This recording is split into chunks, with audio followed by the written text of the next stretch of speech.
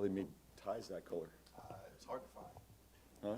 It's Did you amazing find to that? find on Amazon.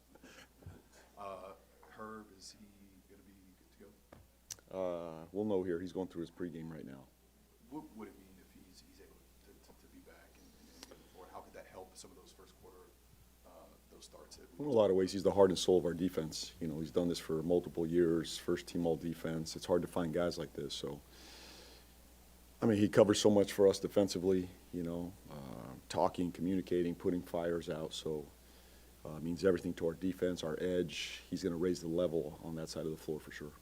Jeremiah on Saturday set the rookie record for consecutive double-figure games. What's been the most impressive thing just to watch where he started in October to where he is right now?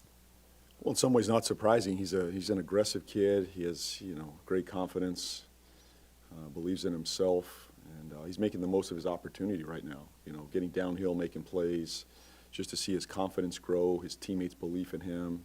He's shooting the ball extremely well, getting to the rim. So we need that. You know, obviously his pace, his scoring, his playmaking. I think that's the next layer for him, game management. But he's off to a very good start for a rookie. Hey, JB. How you Hey, doing? wow, it's been a minute. Been a minute. It's been a minute. It's been a minute since you. Still at it. Yeah. Wow. You too, huh? Me too. It's been a minute. Me too.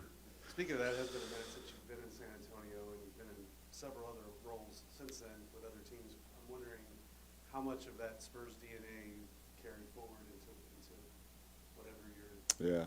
No, it's a great question. It is. It's in my DNA. It's the core of who I am as a coach, you know, and even as a father, as a husband, you know, it goes back 23 years ago when, I think 23 years ago, to have an opportunity like that. I'm just a GA. Imagine I'm just a GA at the time chasing a college job at any level. And then this opportunity opens up in San Antonio after they win the title in '03, and my world changes forever. My career, my life, I'm newly married. And just to be around those type of people, individuals, culture, it's everything to me. You know, it's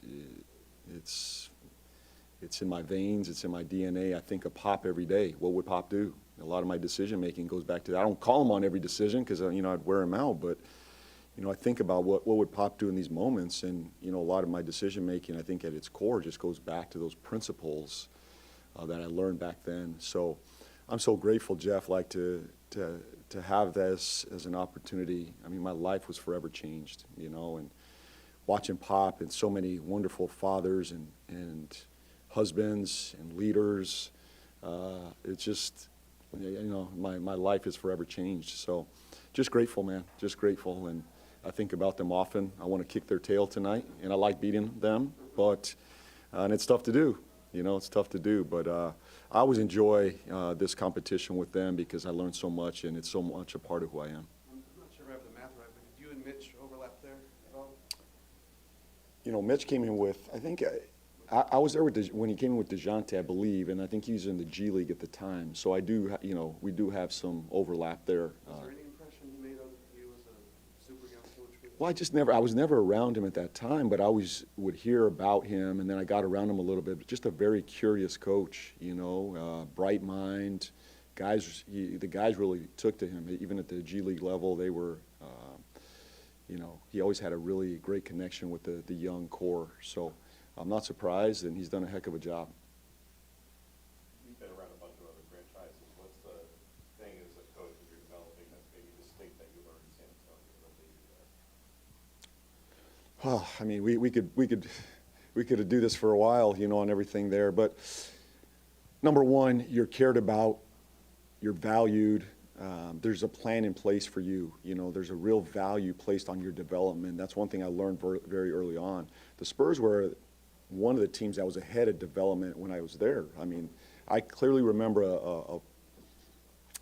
there was a player development, we called it a summit, and it was like Brett Brown, Chip Engelland, John Welsh, and myself. We had a little summit, and it must have been like in '03, '04.